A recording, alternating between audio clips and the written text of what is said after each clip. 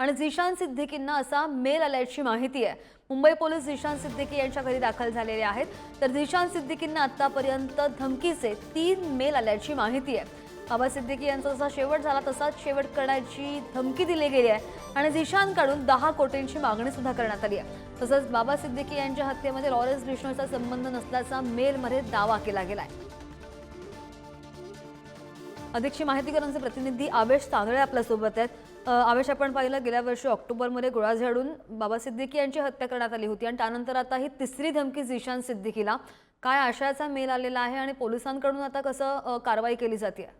नक्कीच आता मिळालेल्या माहितीनुसार झिशान सिद्दीकी यांची सुरक्षा वाढवणार आहे मुंबई पोलीस। दुसरी गोष्ट म्हणजे दसऱ्याच्या दिवशी बाबा सिद्दीकी यांची हत्या केली आणि त्यात झिशान सिद्दीकी यांची सुद्धा हत्या होणार होती, पण झिशान सिद्दीकी थोडं पहिले निघून गेले। त्यानंतर हल्लेखोरांनी बाबा सिद्दीकी यांच्यावर गोळ्या झाडल्या होत्या। आतापर्यंत झिशान सिद्दीकी यांना 3 मेल आलेले आहेत। त्यात डी कंपनीचा सुद्धा उल्लेख केला। डी कंपनी म्हणजे दाऊद, आणि सध्या तो दुबईत किंवा कराचीत असल्याची माहिती मिळत आहे।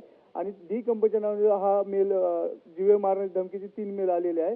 या प्रकरणी आता मुंबई पोलीस चौकशी करणार आहेत। तसेच ज्या प्रकारे बाबा सिद्दीकी यांची गोळ्या झाडून हत्या केली तसेच झिशान सिद्दीकीची हत्या सुद्धा करणार अशी एक प्रकारे धमकी सुद्धा दिलेली आहे। आणि या संबंधात ही धमकी लॉरेन्स बिश्नोईकडून नसून डी कंपनीकडून आली। आता मुंबई पोलिसांना आता डी कंपनीचे जे हे आहेत,